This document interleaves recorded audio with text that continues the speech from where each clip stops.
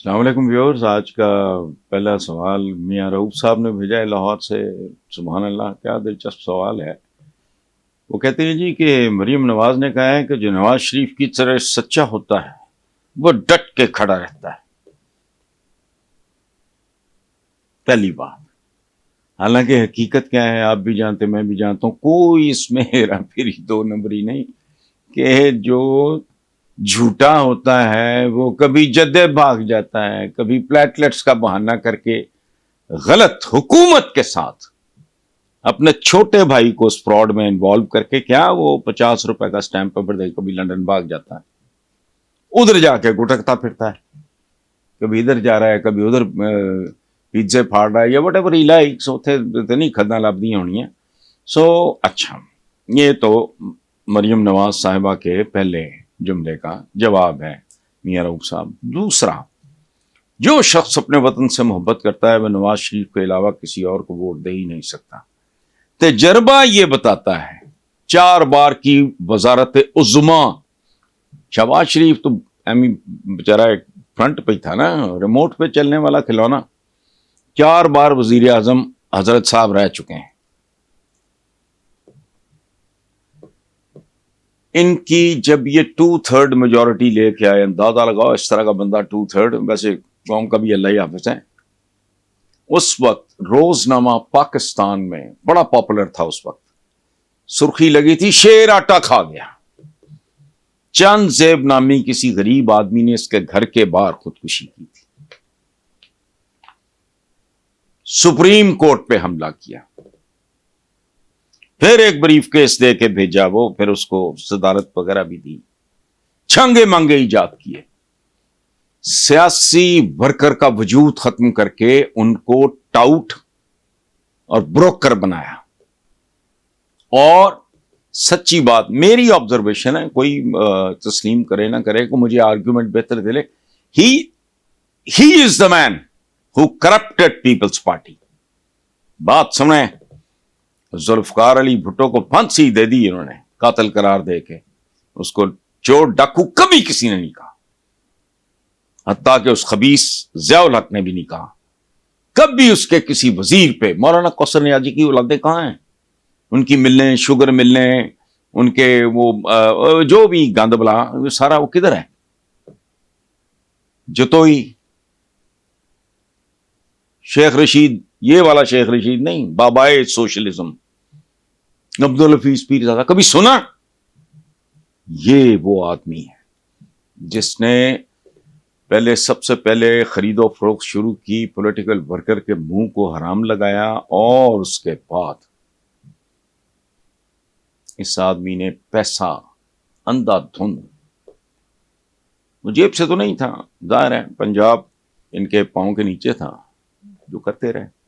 نتیجتاً یہ میں نے اپنی آنکھوں سے دیکھا ہے منظر.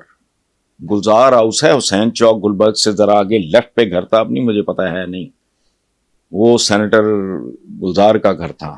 مجھے یہ بھی نہیں پتا وہ زندہ ہیں یا نہیں. بے نظیر بھٹو وہاں کے ٹھہرا کرتی تھی، تو I was a morals regular visitor. وہاں میں نے یہ آرگیومنٹ خود سنا ہے، بے نظیر بھٹو سٹن. اچھا کہ جی یہ مال مول بنانے کی تھوڑا ریلیکس کریں بی بی، ورنہ تو یہ آدمی کھا جائے گا، اور وہ کھا گیا. اچھا، بالآخر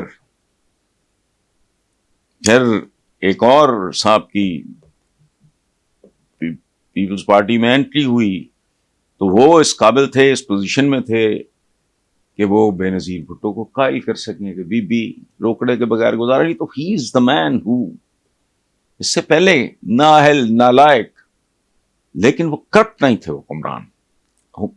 یہ پاکستان کی سیاست میں حکمرانی اور کاروباری ورکر، اب تو وہ بھی نہیں ان کے پاس. ان کا تو یہ موجد ہے، وہ کہتے ہیں کہ جی کوئی اور ووٹ دے ہی نہیں سکتا. میرا خیال ہے وہ محب وطن ہو ہی نہیں سکتا. چلے میں یہ کہتا ہوں، دیکھتے ہیں کیا ہوتا ہے. جیت بھی گئے تو یہ ہار سے بڑی ہار ہوگی، یہ بھی لکھ کے رکھ لیں آج. اچھا، تو پھر میاں رؤوف صاحب آخر پہ خود بھی کنکلوڈ کرتے ہیں کہ جی کہ وہ جو کہتی ہیں کہ جی اپنے وطن سے محبت کرتا ہے وہ نواز شریف کے علاوہ کسی اور کو ووٹ دے ہی نہیں سکتا. تو میاں رؤوف صاحب کا بھی یہ جملہ ہے کہ پھر اس کا مطلب تو یہ ہوا کہ 70% سے زیادہ عوام محب وطن ہے ہی نہیں. میں کیا تبصرہ کروں جی؟ باقی آنے والے دن کریں گے. ضروری نہیں الیکشن کا نتیجہ کرے. الیکشن کا نتیجہ جو میں دیکھ رہا ہوں اگر ویسا ہوا تو پھر اس کا نتیجہ دیکھنے والا ہوگا. سیکنڈ ہے جی افضال حسین وغیرہ شاہد خاقان عباسی نے کہا ہے کہ مسلم لیگ نون ڈکیتی کر کے اقتدار میں آ رہی ہے. تو پورا پاکستان جانتا ہے اس میں عباسی صاحب نے کون سا کوئی انکشاف کیا ہے. اس میں تو کوئی ایسی بات نہیں ہے. وہ مطلب جو کچھ ہو رہا ہے مطلب لوگ کتنے بے وقوف یا جاہل یا پاگل ہو سکتے ہیں جو آج سے 20 سال 25 سال پہلے ان پڑھ تھے یا 30 سال 40 سال پہلے ان پڑھ تھے. اب ان کی اولادوں کی اولادیں بڑی ہو گئی ہیں, سمجھدار ہو گئی ہیں, تو اس لیے کہانی نون لیگ کی جو ہے نا وہ نہا لیگ میں تبدیل ہو گئی ہے. بہرحال تو شاہد خاقان عباسی نے اگر کہا کہ نون لیگ ڈکیتی کر کے تو یہ تو صاف نظر آ رہا ہے. سارے کیسز ریورس, سارے خاندان کے باقی دائیں بائیں آگے پیچھے, اور گلیاں ہو جان سنجیاں وچ مرزا یار پھرے. ٹھیک ہے, 5-7 مرن گوانڈنا تے باقیاں نو تاپ چڑھے.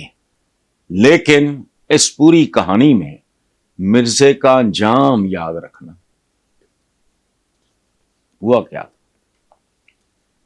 تو شاید خاقان عباسی صاحب کی اس بات سے تو کوئی ان کو کوئی ناپسند بھی کرتا ہو تو اس سے اختلاف تو نہیں کر سکتا. Stating fact.